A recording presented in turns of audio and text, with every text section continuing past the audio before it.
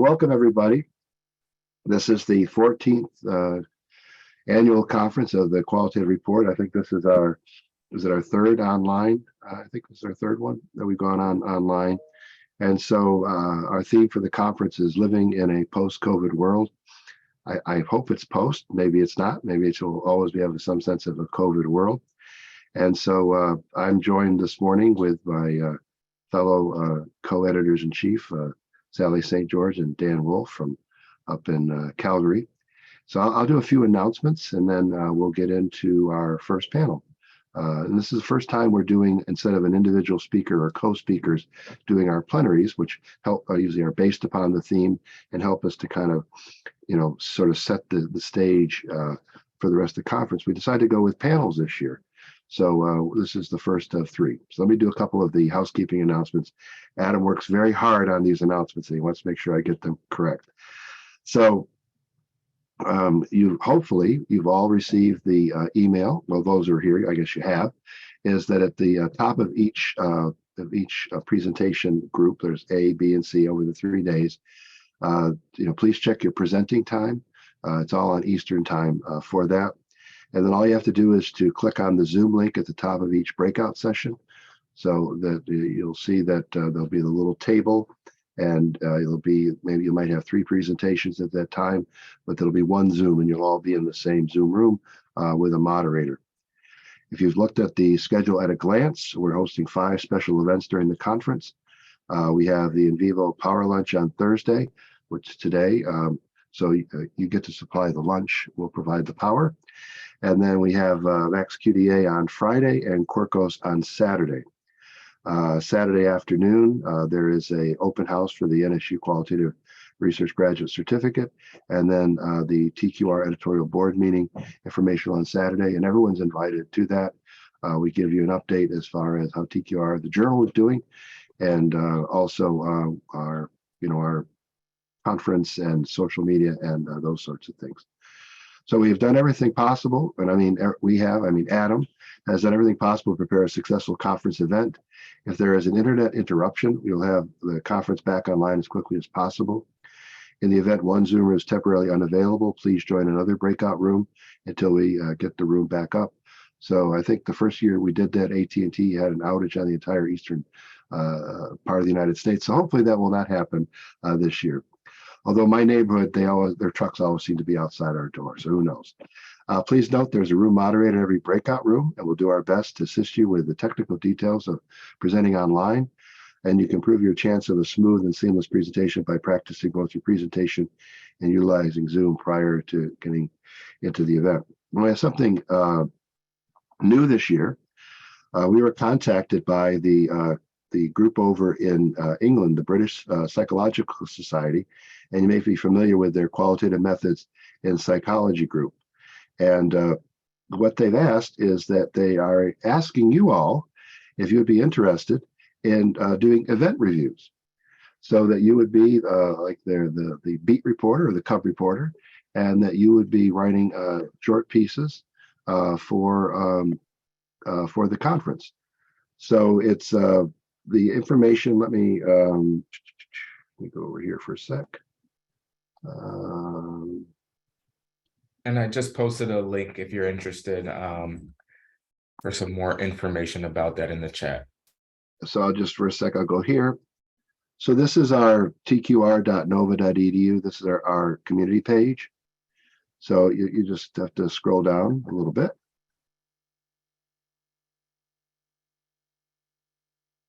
So just go to tqr.nova.edu and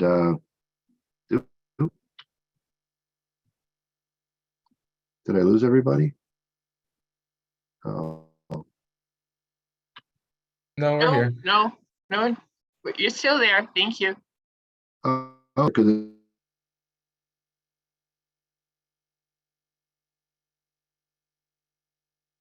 it looks like we lost Ron.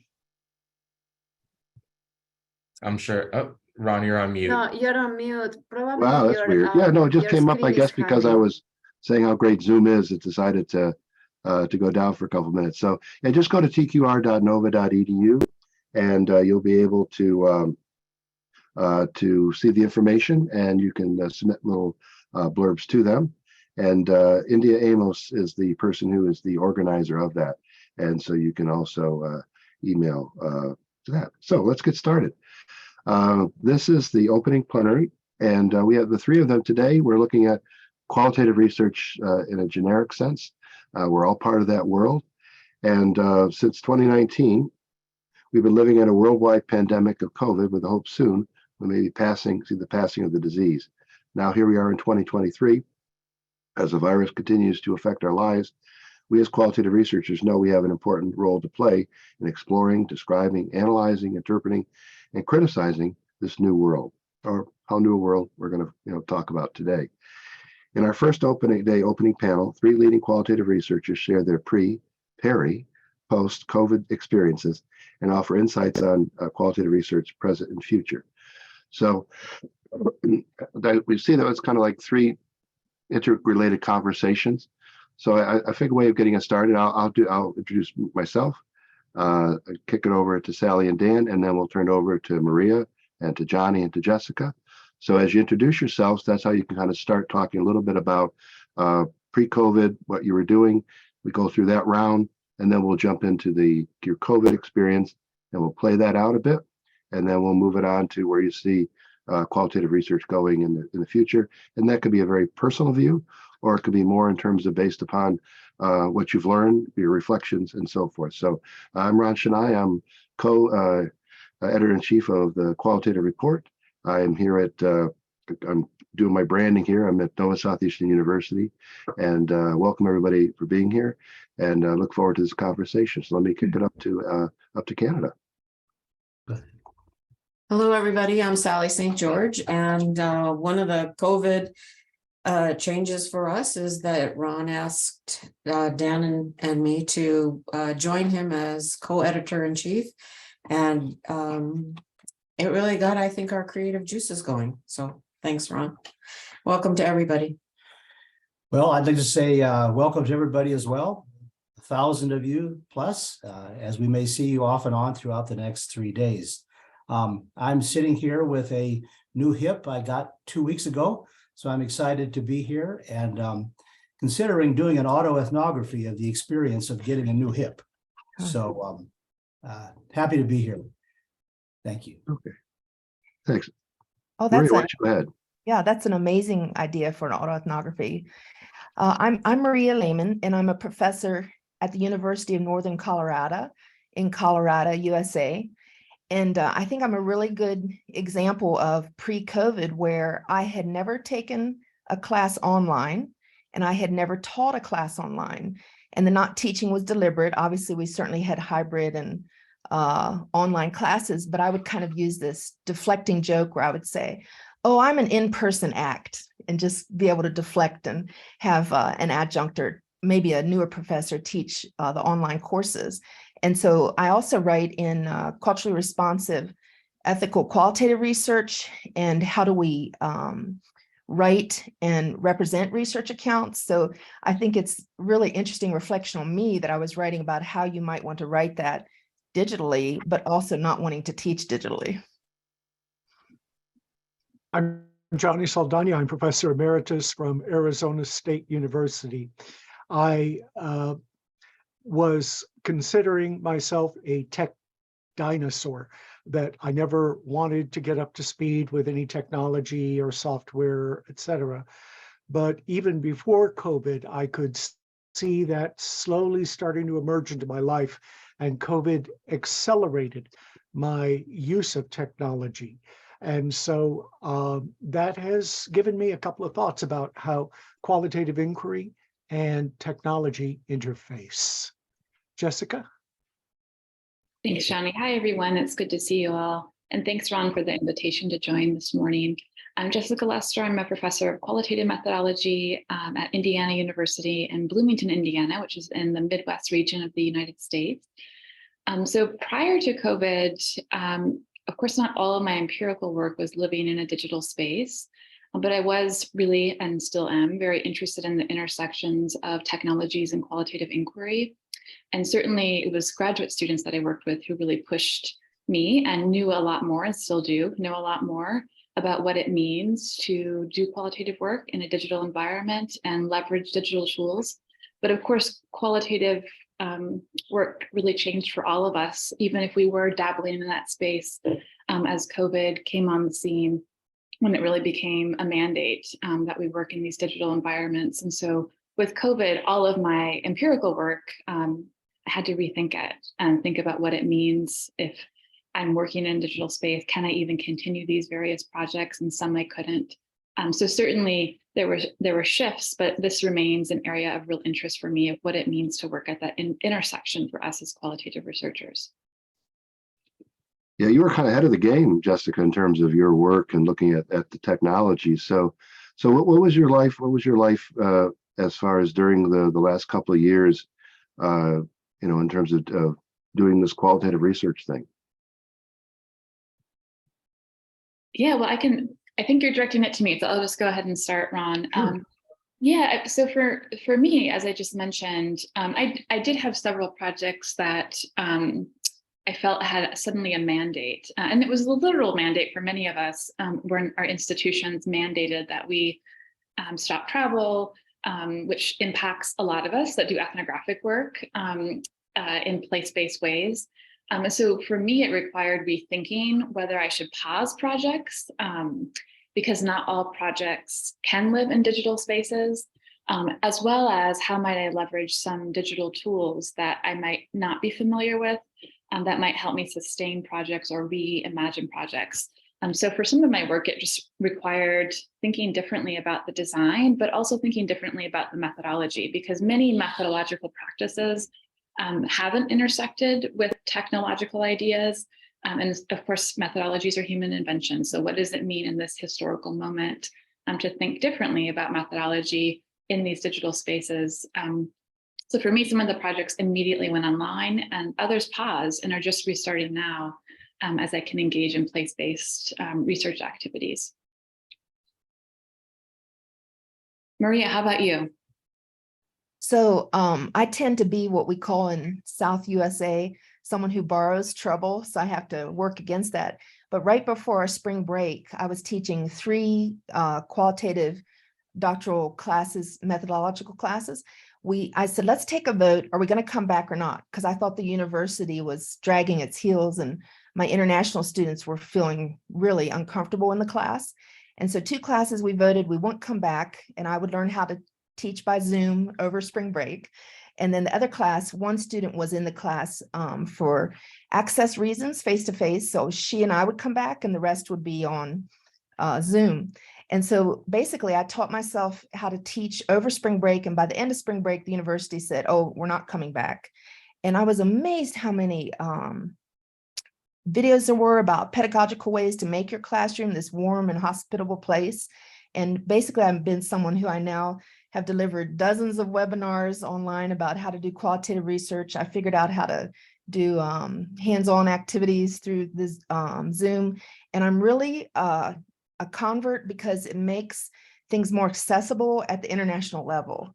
And so, for example, a conference like this, we won't necessarily all have the money to travel to it. And then certainly I have 2 Gen Z children, and they really like the fact that we're not necessarily using up environmental things, although I was telling Ron they would have very much liked to have been in Florida. So we have this green component where, hopefully we're headed to a more hybrid nature. And I want to hear what Johnny says, but later I would like to say something about almost every one of my students' research was face-to-face prior to the university shutting down. So that was fascinating. Johnny. I had my very first online interview experience through Zoom because of COVID. Beforehand, all of my interviews had been face-to-face, focus groups, individual interviews. But with COVID, I had been commissioned to do something before the COVID pandemic hit. And then by the time COVID was in full force, I couldn't do those interviews face-to-face anymore. So learning how to interview online was a real education for me, because I had recorded all of the interviews so that I could transcribe them later. And I noticed something about me I never knew before. I was deliberately trying to look interested and immersed in what my participant was telling me. But as soon as I saw the video, I thought that I looked so bored and out of touch. So that really was a wake-up call for me that, oh, what might my participants have been thinking about me, thinking that I had no interest in whatsoever in what they were saying when I was trying to look engaged. So that really taught me about how I come across in Zoom. The other thing is that I did a keynote for another Florida group online. And I said that I had noticed, of course, through Google Scholar alerts, how many articles about COVID-19 were starting to come out, its effects on teaching, its effects in healthcare, obviously. And I was wondering, well, since I may not be able to do face-to-face field work anymore, what do we do? And I propose that during the interim, we take a look at 3 different qualitative methodologies. Look at the case study as one example, so that within your own geographic proximity, who can you study in depth? What case can you look at intimately, since you have to sort of, if you will, stay geographically bound? Yes, maybe you have to wear the masks, but if you're able to have that live interaction, great. The second modality is to think about the confessional tale from Van Manen, who said that this is where the researcher writes reflexively about things that have gone wrong, so that what you're writing about now are research studies that you've already conducted. How might you have done them differently? What kinds of lessons did you learn that you might be able to pass on to your readers or your audiences? And the third one is to take a look at autoethnography, because if we're bounded in space, and then this is the opportunity for you to write about yourself and your particular cultural experience. So those were the major kinds of headlines that came across to me when I think about how does COVID affect qualitative inquiry. Ron, what would you like us to discuss next? Well, I can Well, add about the go ahead. autoethnography. Yeah. So, Johnny, thinking about the autoethnography, I had both my children in the home for school, like other people did, of course. And I also had this real sense of my privilege. So my sister calls it a princess problem. So any problem I was having as a professor was so different than people that had to be out on the front lines. But I would get this overwhelming sense of desperation. And so we had this snowstorm, and I would open up my full door and just think I just wanted to walk out the door. And I kept thinking, oh, you're suffering from some kind of privileged depression. Well, my 11-year-old at the time walked up to me and said, what are you doing? Because, if she would fan the door, I would say, you're wasting energy. And I thought, how would you tell your child I'm thinking about walking out the door? I happened to be barefoot, and I said, I'm thinking about running in the snow barefoot. And she said, what, really? And so we introduced this tradition where every time we have the first snow, we all run through the backyard barefoot in the snow. And so I was able to take this real deep kind of mother scholar depression and turn that around to something that was joyful for my children. And that's the way I'm framing the autoethnography I'm writing about COVID now, whenever I get moments to work on that. And I agree, it's this powerful way of saying, how does a privileged person have space in this conversation? Because my problems are real, even if they're only real for me. Yeah, I like that. As you were talking, I know it's sometimes a commercial qualitative research does say, well, qualitative research is interview, and then there's ethnography, which is more out in the field. And so I think definitely, except for maybe someone's digital world, we didn't have access to, walk side by side with them during COVID. So I don't know if there's going to be a tipping point that we're going to see predominantly more interview research. Although it seems to me that if someone, the technology can also allow you to, but how do you kind of get in their space? Like you're talking about, Johnny, about casework, and Jessica, you're talking about doing ethnographic work, more about the participant observation kind of thing, those things. Where do you see this kind of shaking out as we go forward? Is it going to put it one way or another, or are we going to find ways, or maybe be more technology enhanced doing what we're doing, Although I definitely see autoethnography is definitely becoming quite something. So where do you see these kind of, I guess, along methodological, technological, where do you see things going? I can start. I mean, I think one thing that's helpful for us to keep in mind as a qualitative research community is that people aren't just using digital technologies, they're living through them. I mean, we all are living through it right now, joining a conference and engaging in this way. So given we all, across methodological perspectives, have an interest in studying meaning-making practices, inevitably, we will be intersecting with how people are interacting with technologies, broadly defined, in their meaning-making practices. So there's no escape. But that doesn't mean that, first of all, technologies are never neutral. They always bring consequence with them. And also we know that when we think about technologies as qualitative researchers, I think we often, particularly post-COVID, if it is post, but post-COVID, we think about interviews. And, there's lots of good literature, and there has been even prior to COVID. Folks like Janet Sammons have written lots of nice guides on what it means to do virtual interviews and focus groups. And in some of that literature, it points to like expanding who your community is, expanding who your participants are. But of course, we also want to keep in mind that about 1 billion people are without electricity and without broadband internet. And so that's a myth. It's not always going to be expanding. And so I think one of the things we have to keep in mind when we're making methodological decisions is what are the consequences for adopting a given technology or re-envisioning my methodology in a digital environment. And so to your point, Ron, I think it's a both and. I don't think as we move forward, it's about ignoring all the things we've learned methodologically in place-based practices, but it's also thinking about, are there places where we can leverage technologies to make sense of people's social worlds in ways that are meaningful. And of course, there are people that their social lives are in digital spaces. And so it makes sense to take up things like virtual ethnography or netnography or digital forms of methodological practice. But of course, there are other spaces where that's not sensible and not in alignment with the way people are living their lives.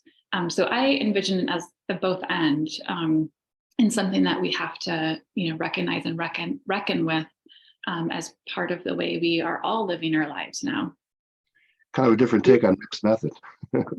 One of the things that came to my mind as Jessica was sharing was some universities during COVID changed their doctoral students' dissertation requirements to doing such things as extensive literature reviews rather than field work, because the field sites had been shut off to them because of COVID.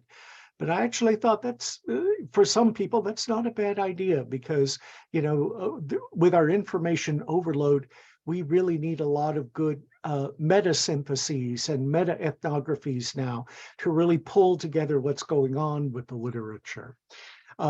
There was something else about COVID is that if I wanted to, I could go out now and do some field work because, depending on where I go, I could go back to it. So we're slowly getting out of this technology only kind of world, and we have the opportunity to get back into the field.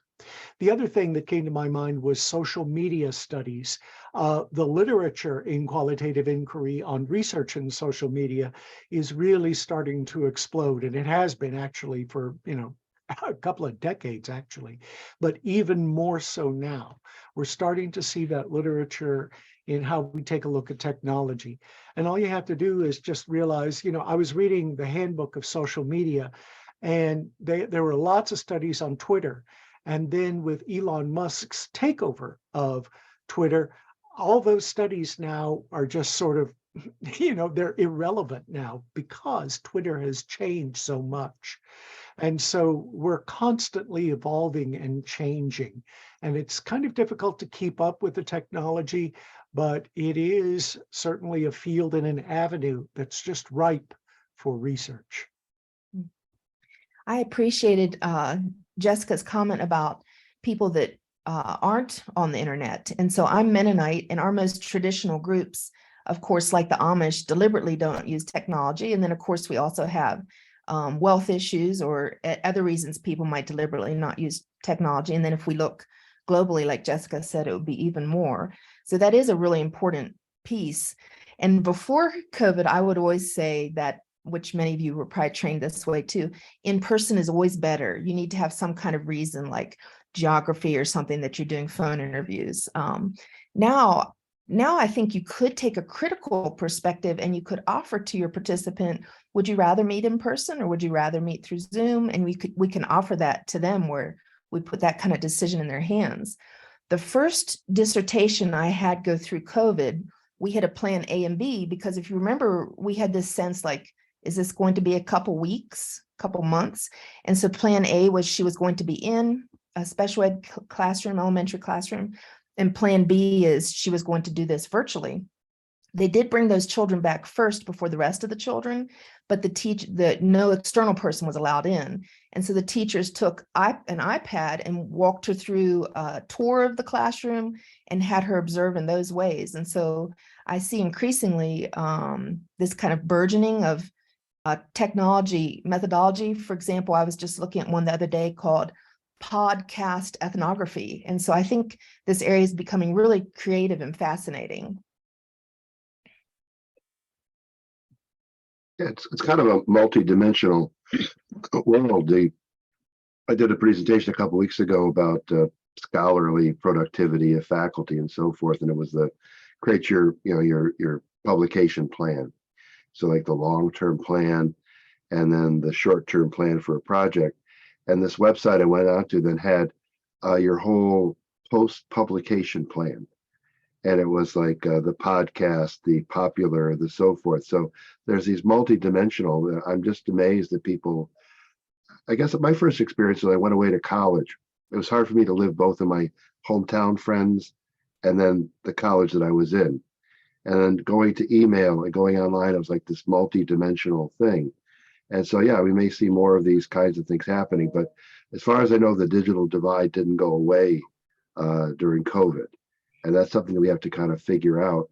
I know Johnny presented at a conference up in Banff, and he talked about, does it make sense to put a limitation section in a qualitative report? Yeah, we are talking about, I guess, how do we then define the limits of our study because we have budgets and time, and how do we challenge those limits when we're trying to be inclusive and immersive, and to have that kind of, remember the intensive, extensive, it really adds a different definition when you're looking at all the different ways, all the different digital worlds that people live in, and what does that tell us about lived experience or the culture. Yeah, I said that what we would look at, or what we should look at, and I'm seeing it happen little by little in the published literature, is rather than a limitation section, you have what are called parameters. In other words, these were the boundaries. These were the things that I was working with. This, you don't talk about how much money you didn't have. What you talk about, what were the resources that you have? It was almost taking a kind of an appreciative inquiry stance towards the parameters or the boundaries that you were working with. And that's a challenge too. I think I was talking about a couple of years ago, when I read papers from other authors from other countries, it's rather common in the literature section to see sources from languages other than English. Yeah, people don't think of anything when every one of their sources are English language, and not seeing that there's relevant literature from other areas. And so we were talking about even in a PDF document, it's not as easy as like a Word document to get Word to translate it to you as you have in a PDF. There are those kind of limitations. So with this move towards, so it seems that there's kind of our theme so far has been technologies here, because people moved into a more digital world if they could. We're trying to make sure that we're tapping into that. What do you see as our biggest challenges with that overly technologically infused qualitative research.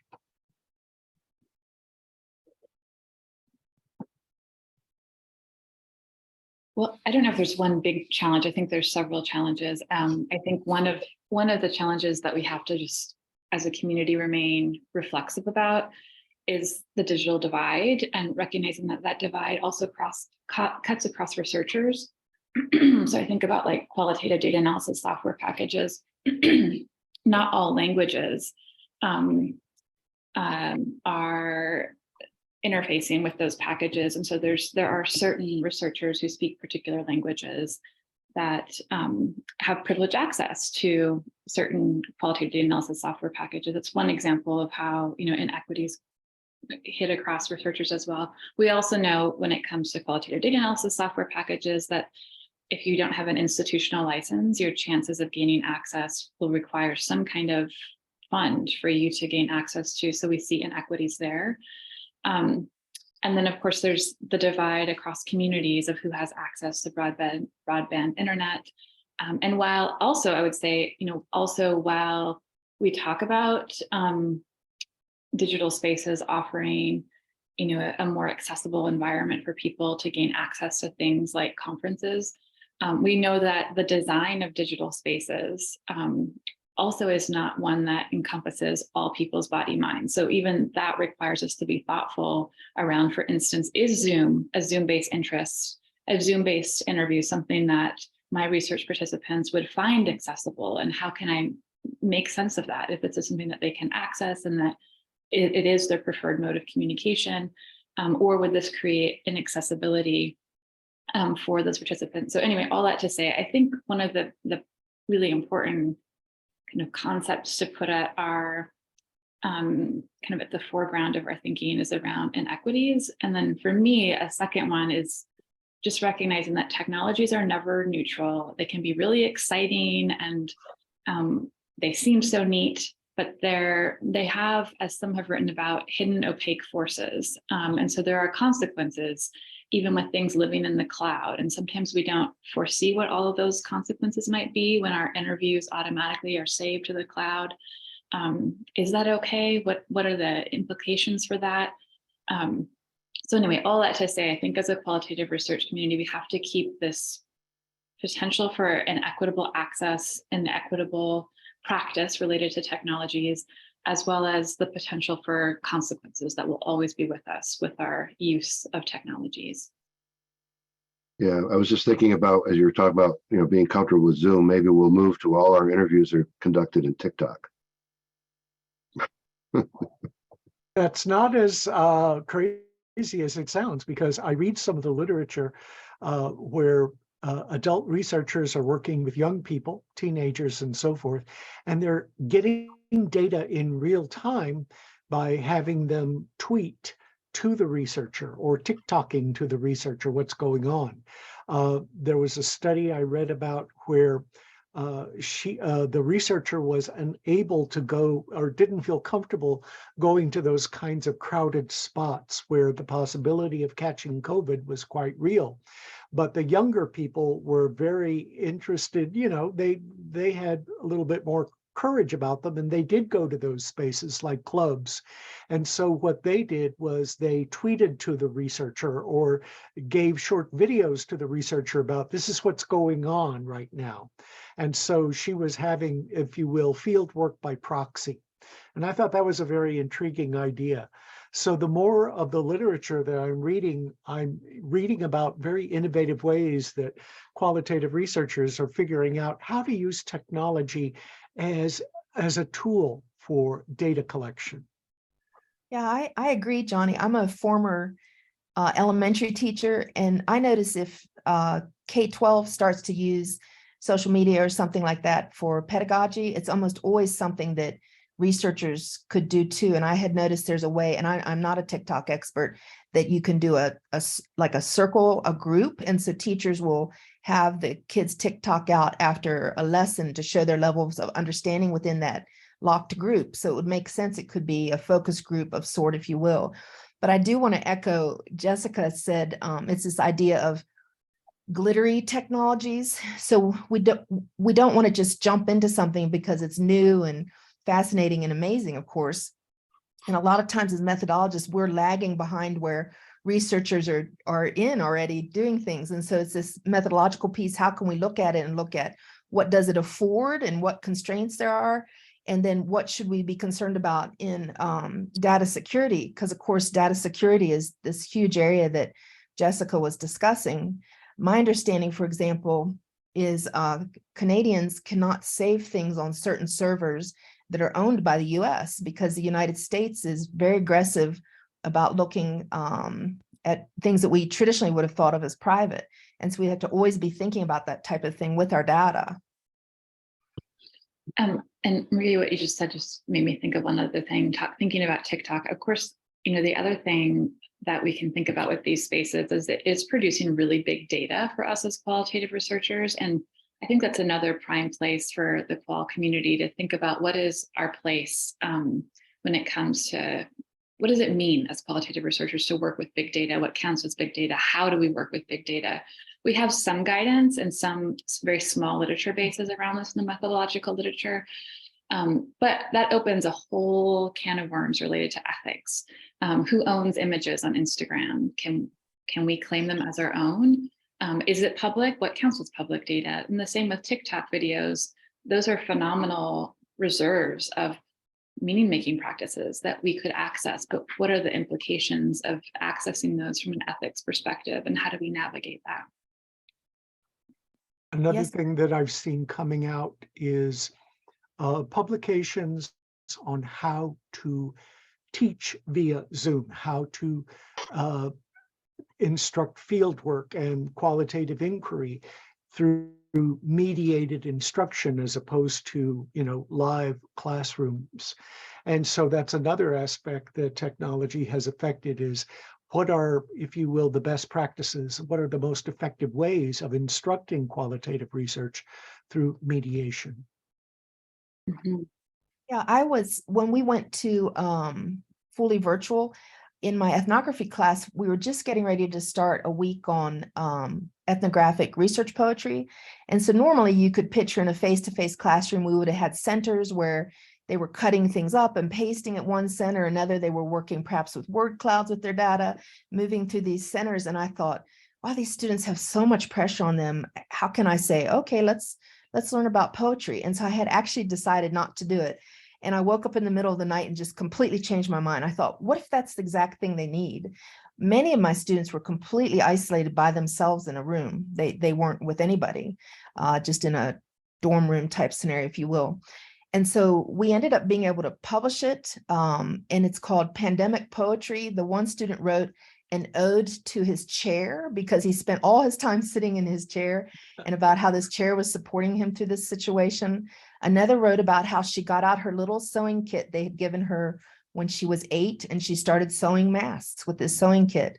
And so these were really powerful pieces. And so I kind of laugh at myself now how I thought this face-to-face thing that was so powerful couldn't be translated into Zoom. And they both had their own strengths, but it ended up being an amazing experience. We've touched upon it here and there, and we're definitely seeing at the journal more arts-based work. Certainly autoethnography would be one aspect of it. And you see, like during the COVID, people found different ways of expressing themselves. And we're still a very heavy text style. We turn talk into transcripts and so forth. Do you see us being more varied in terms of what constitutes our data, or and how we present the results, or how we do our analysis? What are your thoughts on that? I would say that I think for quite some time, there's been a longstanding interest in being more varied, but I think many of us hit a kind of a wall when it comes to expectations for some folks' promotion and tenure and what journals you should be in, but then also just not having a lot of journals that are able to support anything beyond text. And so I think there's a great interest in seeing kind of an explosion of different ways that we can share and represent our findings. And then thinking about how that plays out, like you just said, Ron, within the context of something, a journal like TQR, like what kinds of supports would be needed on the journal side to make it possible to, for instance, include movement in your publication. So not have static text, but have movement representing something that doesn't just stand still. And so anyway, all that to say, I think there's great interest and a desire for us to think about how we might transform some of the journals that are longer standing. Of course, there are some examples like Virtual Ethnography has several journals that focus on, Visual Ethnography that focuses more on visual representation and publishing film and publishing visual artifacts. But again, everything is very static. So if we think about how might movement be part of our publications, I don't think that we have options that are available to us yet. I don't know what the APA guidelines are for memes. And As someone who publishes traditional textbooks, and I'm very appreciative of the opportunity to do that. We all understand that there's a money part that locks up the information from coming out. And so I was keynoting in a country where this was before COVID, so it was in person, where the attendees wouldn't have been able to afford in general the textbook because it hadn't come out of the Western pricing market yet. And so I kept trying to think with the next textbook, how could I do this differently? And so I developed a set of a podcast for each chapter and a set of infographics that would go with the textbook, but you could start to, I delivered that myself, and you could start to use that ahead of time before it moved into where it would be at the price where either your library could acquire it or you could acquire it, because, you know, somehow we have to make sure that this information is more available. And obviously, as Jessica just said, the qualitative report understood this many, many years before many of us did, as far as full access, yet also the monies to support the publications. It's a really tricky issue. I have to admit that I have intrapersonal conflicts with COVID. I call it COVID fatigue. And I know that, you know, we have been living through this pandemic for, you know, about almost 3 years now. And there are times when I'm so tired of reading about COVID. I'm tired of writing about COVID. It's not that I want to deny it. It's just a fatigue with it. And so I'm seeing, again, conferences and other things that are related to COVID, but I'm hoping that we have, in a way, reached a peak and start exploring other topics. I acknowledge how COVID-19 has reshaped my practice as a qualitative researcher, but that doesn't necessarily mean I have to focus on it as my research question. You know, so as I say, that's a kind of an intrapersonal tension that I'm wrestling with myself now. yeah, we had a meeting yesterday at the university. Since 2020, we've had a special process by which we reviewed international travel, and had to go through our COVID, you know, czar. And so we've decided we're going to go back to the way it was before.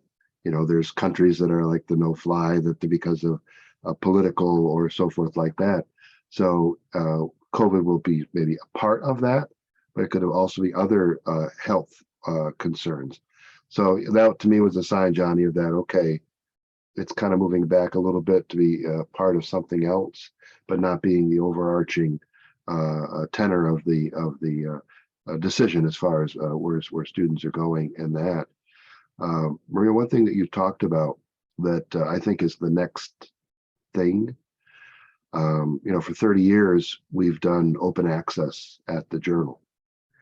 And so I think that's been a value. Every day, you know, 3,000 papers are downloaded, you know, free. Wow.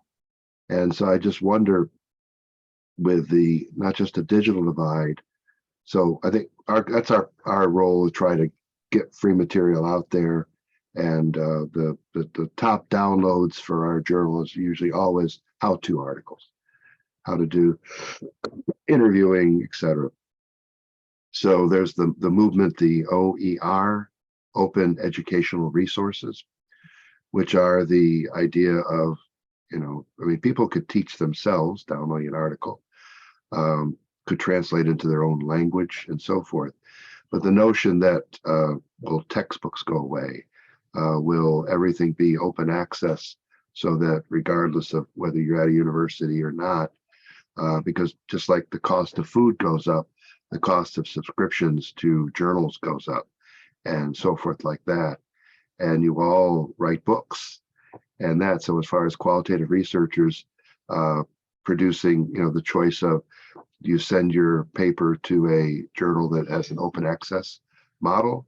Where do you see your textbook writing going in the future?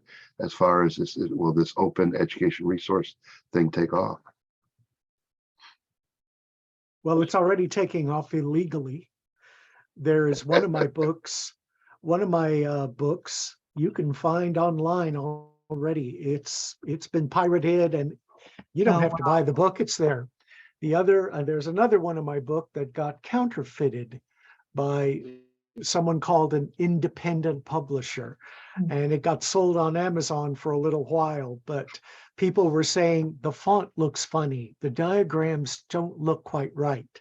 And so, Sage had to wrestle with Amazon saying, take this book off, it's not the real deal. So it's happening now. It's happened to John Cresswell's books. It happens to several authors. I would say do a search online. You'll probably find what you're looking for. As far as more legitimate ways, I guess when we first started moving to ebooks, remember for fiction and such, we said, well, books are going to disappear, and they didn't. I still really like to hold a book in my hand, but if I'm writing, I like to have the e-copy so I can copy the quotes directly in and know that when I'm transcribing over, I won't make an error. And then of course it has the whole citation there and easy. So I kind of work between an e-copy and a hard copy if I can. So that means I have a big shelf of books and this e-copy. But again, that's reflective of the wealth of my university, the wealth of the library subscriptions that I'm able to access. And so I'm very supportive of the people who are thinking in these areas, my librarian that works in these areas, of a higher level of access. And I hope we're headed to something exciting in that area. And I imagine it will be a very hybrid. Yeah, I mean, I think I agree with, what Johnny and Maria shared here. I think that open science writ large is really exciting and has been exciting for some time.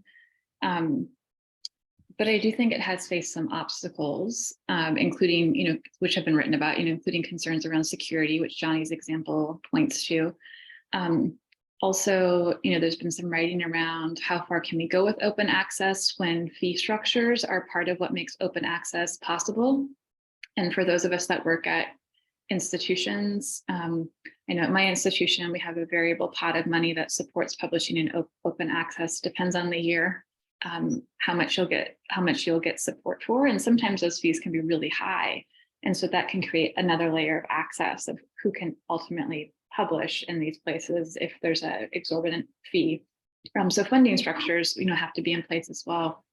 I think related to open science for our community as well, an area where there's potential exploration in the future is also thinking about qualitative data repositories. So thinking about the work that Qualitative Data Repository at Syracuse has been doing for quite a long time around depositing and inviting qualitative researchers to share their data for others to engage in secondary analysis. I mean, that's part of open science as well, that within the quantitative methodological community, there's a long history of that happening. Within our community, less so. So I think as a community, we have opportunity to really wrestle if we want to engage in this open science. What kinds of structures need to be in place? What does it mean to use shared data? What does that mean for our analysis practices and for our conceptualizations of qualitative research? So I think there's good possibility, but lots of questions that we'll have to wrestle with as well. Well, Sally and Dan, you've been kind of quiet. I've been talking too much. We're kind of nearing the end of our time, so maybe we kind of do one more wrap through in terms of what people's final thoughts are. I think you really touched upon lots of themes here. I made some notes about the comments about movement, the representation of movement or how that's done, and the whole emphasis on security and what that means. Security is a big topic, not just in the publishing world, but in our entire world. So there's lots of themes that are bubbling up that extend beyond just COVID. But COVID has been kind of the initiator, has kind of in a way opened up some possibilities for us to think in ways that maybe we were so comfortable not thinking about prior to it. I just wanted to say that I'm really appreciative of the comments and the ideas that all three of you have expressed. And it really does help me think about helping authors think about the issues that they're facing and could include in their reports, and also about when we're asked for help in designing projects. And so I think that that's really important. The only real question I had, because this was my experience, is similar to what Johnny was saying about the fatigue, but just a fatigue in general, fatigue of being on screen. I just found that, I don't know, I just thought, people were getting stale. There wasn't small chit chat at meetings. So there was a lot of the stuff that I think, or the information or the interaction that we need as human beings that got left out. So, and the warmth, I think that that's what I really suffered from missing. So I would be interested in hearing from you too, because everything, our entertainment was online, our work was online, our conversational exchanges. So.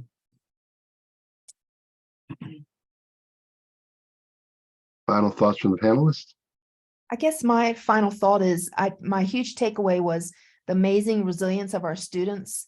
And so I had said all my students except one were in face-to-face studies, and despite their depression and their situation, some of them, one had 6 of her children come home to live with her.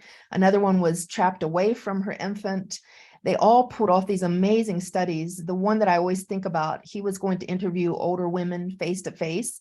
And so the first interview was him actually showing them how to set up FaceTime, Skype, Zoom. And they were so appreciative because they wanted it to talk to their grandkids. And so you had this extra relational piece that he brought to the study. And then you can believe they spent a lot of time giving him amazing information because they were so appreciative. So this resilience of our students gives me such a wonderful feeling for the future of academia in general. I was very resistant to technology, but I found out that if I'm too resistant, then I get left behind. So I'm just learning how to embrace it.